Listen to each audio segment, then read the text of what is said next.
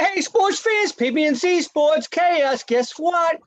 It's our fantasy episode. PB likes the fantasies.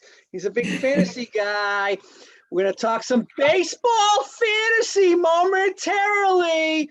But first, we got a little, some updates, little NBA trade action. Some stuff happened yesterday.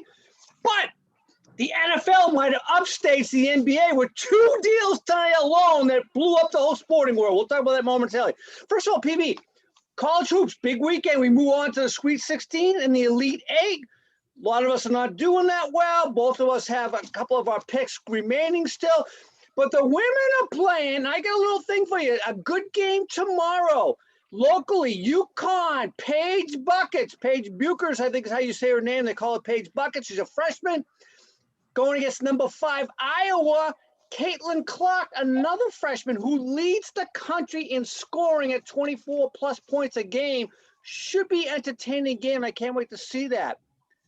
By the way, Maryland, we talked about the number 2s. The Maryland girls are smoking. They scored 100 points the other day. They're averaging 92 points in the year. Much better than the men, and we got some men fans out there for the University of Maryland. I will say this. I think your girls will beat your men easily. By the way, PB, I just looked in our brackets. Do you believe this? We actually have some idiot that picked Georgetown to the Elite Eight and Maryland to the Final Four in the men's. What were they thinking? I don't know how that works. Hey, I did reach out to the Flying Hawaiian though. Yes. And I was talking to her about her picks from a couple of years ago because we didn't have it last year because of COVID, but the year before. She won our pool. I said, if you win the pool again this year, you'll get a guest spot on our show, and you can tell us your secret because winning, that's no joke, winning two seasons in a row, right? No. All right. Yep. Hey, speaking of brackets, hockey, Frozen 4, the Fighting Irish are already out. My boys, BC, I picked them to win it all. I think you did as well, right? Yeah, and they already got a break there. I don't know why they don't replace it. They should have, because the tournament hasn't even started yet. I could see if it was like, the day of the tournament, the day before, but they had 2 or 3 days prior. They should have took the next seeded team. May have been Bowling Green, but somebody should have got into that extra spot. PB, let me ask you a question. As a hockey guy, does that hurt BC though, having that game, not playing that game, or does the rest help? I don't know. I mean, it's a long time off. They haven't played in over a week, right?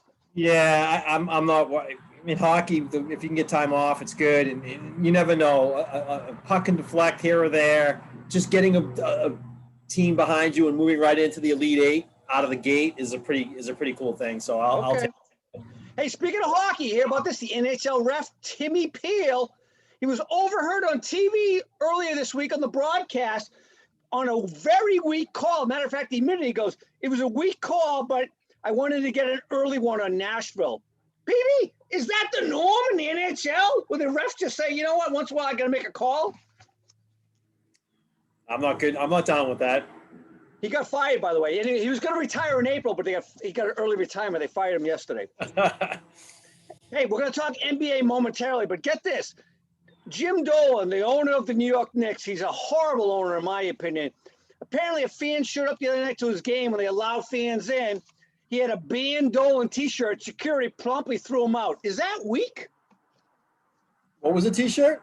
It said Ban Dolan, the owner. Ban Dolan. Ban Dolan. I don't know. People will always have signs and weird things, whatever.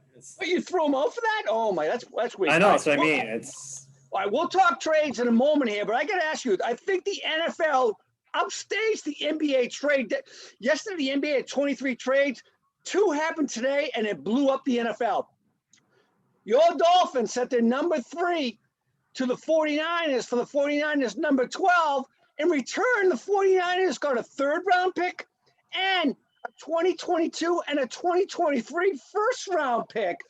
Oh, my God, which the Dolphins then used to trade back up to Philadelphia for Philadelphia's number 6, and they gave Philly one of those 2022s. What do you make of this? I'll tell you what I make of this. I make of this that Miami's not looking for a quarterback. 2 is the guy there. Obviously, they have at 6 are going to get the likes of, potentially Devontae Smith or that other kid out of LSU. Or Jamar Chase. Yep. They're going to get a good quality receiver and really start to build that team. With those other draft picks, I'll tell you, Buffalo should be concerned right now because Miami's going to be the team to beat come 2 and 3 years from now, I think. I think San Fran really wants Zach Wilson. He seems to be the type of player that would excel in their offense. But if they don't get him with the 3rd pick, they just blew it. They gave up a ton of crap for the wrong guy, right? They're going to get stuck with Fields or the kid Trey Lance, right? Well, and that's the other thing too. Now they're putting all their stock and weight in the fact that the Jets are going to hold on to Arnold, right? Donald, yeah. Yeah, oh, man. Sam Donald. I mean, if they don't hold on to their quarterback, what does that mean? That means that they're going to take someone. I mean, there's a possibility the Jets could take Zach Wilson off the board at 2, right? That's the talk, correct. So if that happens, then San Francisco is stuck with Justin Fields, Trey Lance. I mean, who are they going to take?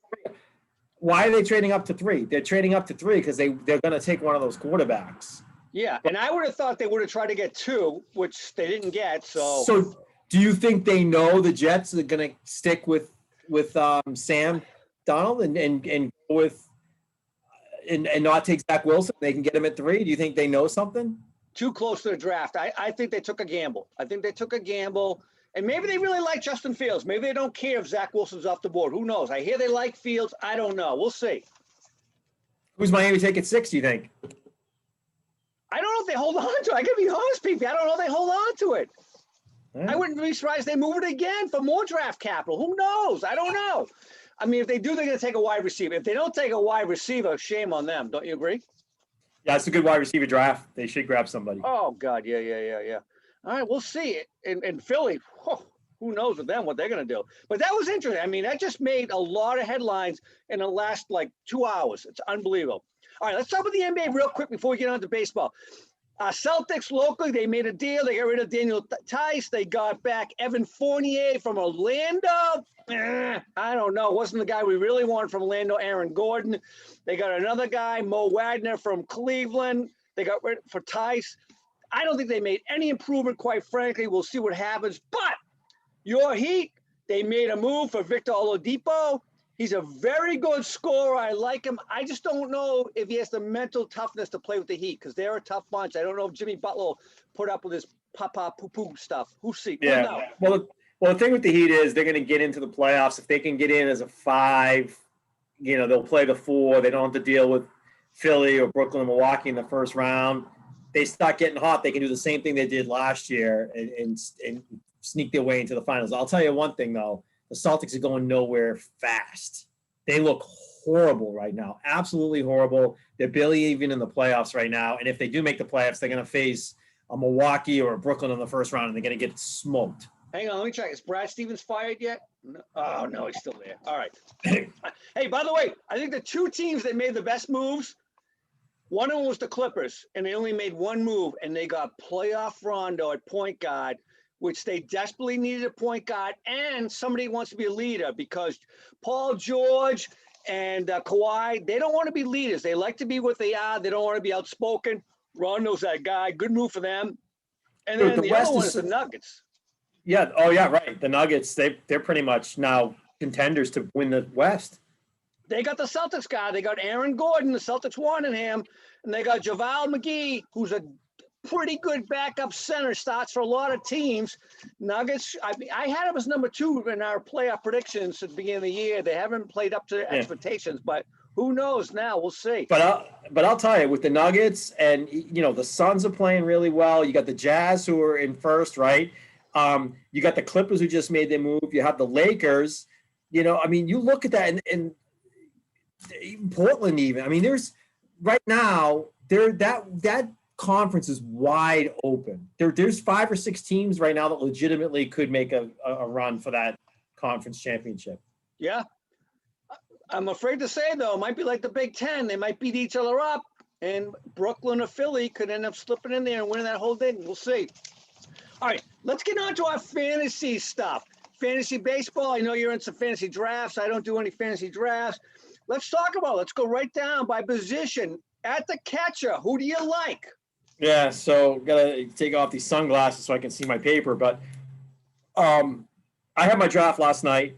I'm pretty happy with my team, especially my lineup, my pitching staff. I went with a couple 3 and 4 stars. I'm hoping to have big years. But at catcher, I'm going to give you my top 5 at each position. Okay. And I'll share a breakout or two with you who I think could have some good seasons. Number 1 by far catches JT Real Muto for Philadelphia. Salvador Perez of Kansas City. Wilson Contreras with the Cubs. Will Smith with the Dodgers. And I have Grandal with the Chicago White Sox as my number 5 for catchers. Okay. My breakout guy for catching is Christian Vasquez with the Red Sox. Oh, I like that. I got that too as well. I like that as well. By the way, I'm still a Yadier Molina. I think if you're picking 5th at the catcher position, he's not a bad pick. But you know what? Your other guys, I'm right on. I like Christian as well. All right, go ahead. Give me a first baseman. All right, first baseman, and this first guy can be used at first base. He's also on my outfielder list is Cody Bellinger for the Dodgers. Freddie Freeman for Atlanta. I have DJ LeMahieu in there as well. He's a versatile guy. He can be eligible at 2nd and 3rd, I think, as 2. But as far as a first baseman, if you can utilize him there, that's a good pick. Abreu with the White Sox. Pete Alfonso with the Mets rounds out my 5 there. I do have a couple breakout guys that you can probably pick up in much later rounds. One I picked up in almost my last round in my draft is Nate Lowe with the Texas Rangers. Oh, okay. Josh Bell with the Washington Nationals. Those are 2 guys that you can pick up in later rounds and give you some value there at first base. Most leagues, you have a first base, a third base, and then you have another first base / third base guy. So if you're still looking for someone late in the draft, those are 2 guys to keep an eye on. Bobby Dahlbeck, Red Sox. I think he could be a breakout guy. All right. Okay. That's one thing. And you know what, a guy you didn't mention who's always solid, and now he's got another hitter around him, Nolan Arenado, Paul Goldschmidt. Oh, yeah. That's so right. Lewis together, yeah. And I like second base. Like what do you got at second base? I have DJ LeMahieu as my number 1 there with the Yankees. Ozzie Albies with Atlanta, number 2. Ooh, okay, yep. I got Whit Merrifield, who I picked up in my draft for Kansas City. Yep. At number 3 there. Ketel Marte with Arizona as my number 4. Okay. And I know you're gonna hate this, but I got Jose Altuve as my number 1. I'm sure as my number 5. He would have been number 1 or 2 in years past. He's fallen off a little bit. I still have him in the top 5. It's hard to leave him out of that. No, I agree with you. Feelings aside, the fact that he plays for the Pukes, the Cheetahs, the Astros, but he is a good player. He puts up numbers. If you're only in it for the fantasy, then he's the guy. What about this as a breakout? Cavan Biggio. Yeah, for the Blue Jays. Yeah, I'm not sold on him just yet, so I didn't put the list. My breakouts are I have Nick Solak with the Texas Rangers. Oh, I've heard his name a few times. And Brandon Lowe, second baseman for the Tampa Bay Rays. Oh, all right. Okay. Those are my 2 breakout guys. I like it. All right, let's go on to third base. Who do you got there? Yeah, third base, pretty easy here, I think. You top of the crop here with Jose Ramirez with Cleveland, Manny Machado, San Diego, Anthony Rendon with the Angels, Alex Bergman with Houston. I know you hate the guy, but let's give him credit. The other Puke. Arenado, now with the Cardinals, is my number 5 guy there at third base. I'm surprised you didn't have Arenado number 1. You love him. I do love Arenado, and you know what? I got him in my draft. I think I got him in like the 4th round. I got value there, but I have him in my top 5. Yeah, could he be after Ramirez and Machado? He could have easily been 3rd as well. One guy you didn't mention, he's the best fielder probably of all of them. Well, Arenado's pretty good. It's Max Chapman, right? What do you think of him? Yeah, he's over in is he in Oakland? Oakland, yeah. Yeah, I do like him. I had on my breakout breakout, I had this kid from Atlanta, Austin Riley. Again, someone you could get very late in the draft. If you still pick up Austin Riley, I think he has potential for a good year. And then, of course, you can't leave out Rafi Devers. But Rafi Devers is top 7 or 8, so it's not like he's a kind of a breakout kind of guy. But watch out for him. He could have a big year. I have him as 3rd. I think playing with Cora again will be a big help for him. Let's move to shortstop. This is going to be one of the hardest positions besides outfield, but shortstop is only one. At least outfield you have 3, and shortstop is like crazy in baseball right now. Yeah, it really is. There's some really, really good guys here, and Fernando Tatis is probably at the top of that list. I agree. Considered by some top in the entire major leagues. The next guy I have at number 2, and I was fortunate enough to get this guy in my 2nd round. I was contemplating even making him my 1st round pick because I was picking later in the 1st round, is Trey Turner with Washington. Oh! He's got MVP potential, I think. Yeah. Really like that guy. If you can get him late in your 1st round, absolutely I would jump on it. Next, I have Trevor Story with Colorado. I loved Story and Arenado when they were 3-4 punch there in Colorado. Let me ask you a question, though. Without Arenado to protect him, does Story now not see pitches? That's a great point. I mean, he's still up there in the top 5, I think, shortstops in the league, regardless. It's just that now that takes him away from potentially having a breakout number 1 MVP type season. Right. Francisco Lindor sitting at number 4, and then I have the X-Man Xander at number 5. Yes. My breakout for the shortstop position is Beau Bashette. I believe he's the Bashette, right? Or related to Bashette. But I got him as my breakout with Toronto. Let me ask you a question. 2 guys you didn't mention. Where does Timmy Anderson from the White Sox, who last year at one point in time was considered an MVP candidate the way he was playing? What do you think of him? I love him. I picked him up in my draft. You did? Okay. 41st overall. So wow. I took him rather high, even though I already had Trey Turner. I said, talent-wise, this kid's great. I like his potential. I know I didn't put him on my list here, but I have him on my fantasy team, so I love him. Nice. What about Didi Gregorius? Is he still a value? I mean, he's in a good lineup that can protect him. That's about the only thing he's got going for him now. I look for him to bust this year. All right. Let's get to outfield, where there's a lot of glamour out there, man. Who do you got? Yeah. I mean, it's hard not to put Acuna Jr. at the top of that list with Atlanta. So got to put Trout. Number 2 for me, and this is my 1st round pick from last night's draft. I took him number 5 overall. I probably would have taken him number 2 overall, is Juan Soto with the Washington Nationals. Wow. Okay. Yeah. Number 3, I have Mookie.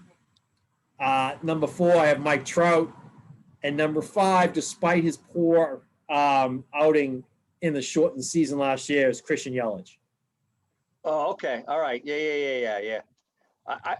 Trout's the man to me. It's Trout, Mookie. I will say Soto and then Yelich. But I got a funny feeling. 2 guys are going to make a splash this year in the regular season, the long season.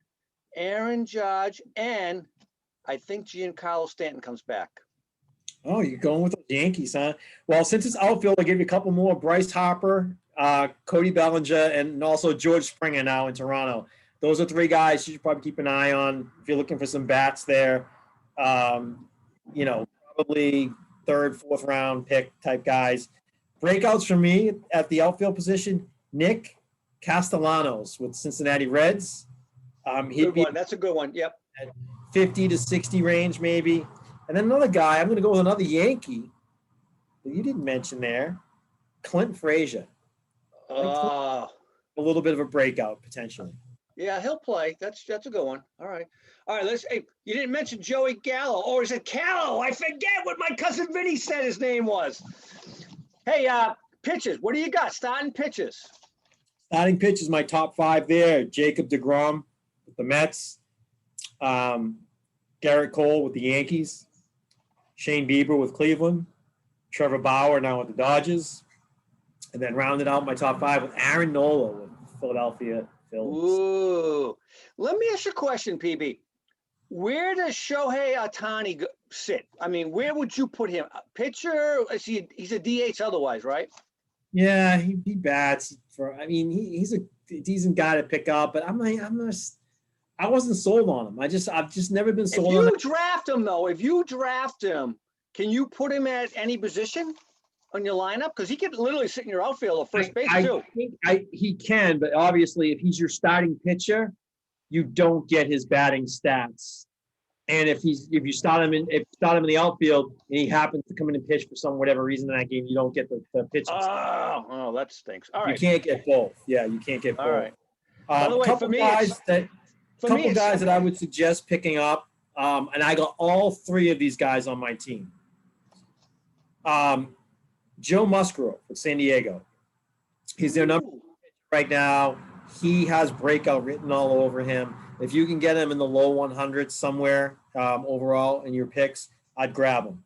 Another guy, same thing, around the low 100s, Ian Anderson with the Atlanta Braves. He's also a 3 guy.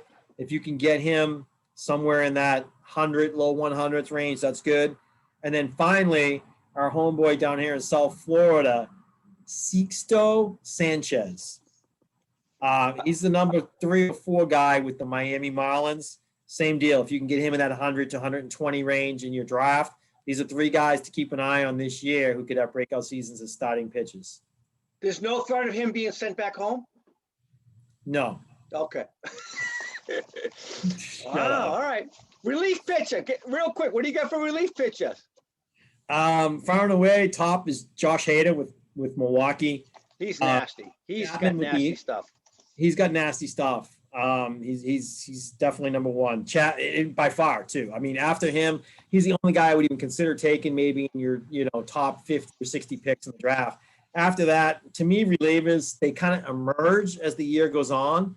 Me personally in draft, I took 2 or 3 crappy relievers that might not even be closing. I don't even know. I'm just going to kind of wait for the season to start. It's one category. If you're playing a 10 or 14 category league, yeah, you sacrifice that category, figure it out, make the pickups as your season goes on, and you can get yourself a decent bullpen. Chapman is number 2. Edwin Diaz with the Mets is number 3. Brad Hand with the Washington Nationals is number 4. You also got to keep in mind, look at the teams I'm picking: Milwaukee, Yankees, Mets, Washington. They're teams that can win games too. Your team's winning going into the 8th and 9th inning for the reliever to be worth anything, because the saves is the category that matters. They come in, they get a couple they might get a couple strikeouts or whatever, but they're not putting up the big numbers. They're just they're saves, right? And then finally, my last one is Liam Hendricks with the Chicago White Sox. Oh, yes. I saw a lot of prep on him. All right. Nice. What about Matt Barnes for the Red Sox? Can he do anything, you think?